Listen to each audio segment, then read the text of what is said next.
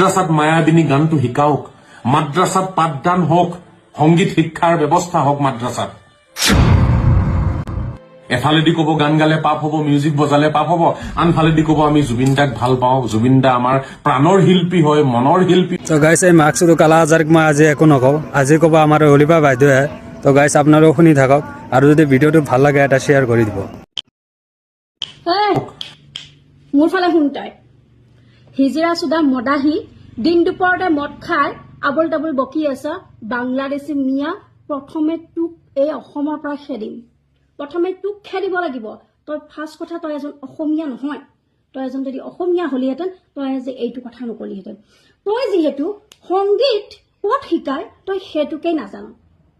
তই আকৌ সংগীতটো মাদ্ৰাছাত শিকাব দিছ। মাদ্ৰাছাটো কি হয় তই জান? তই যে সেই টুপিডাল পিন্ধাইছ তোক কোন বাপেৰে শিকালে? কিয় টুপিটো পিন্ধিছ? বেলেগ মানুহেতো টুপি পিন্ধি ঘূৰি থকা নাই, জানে। জুবিন দাৰ কেইটা গান, কি কি গান গাইছে তই ক'ব পাৰিবি? জুবিন দাৰ প্ৰথম গান কোনটো হয় তই জানিবি? চেণ্ডেল দি কোবাম কথা তই শিকাব আমাক প্ৰয়োজন নাই, তই শিকোৱাৰ কোনোৱে প্ৰয়োজন নাই। কথা চাম্ভলি কবি, যি মন আহে ছচিয়েল মিডিয়াত নবকবি। তই কাক উদ্দেশ্য কৰি কথা কৈছ? কাক উদ্দেশ্য কৰি কথা কৈছ?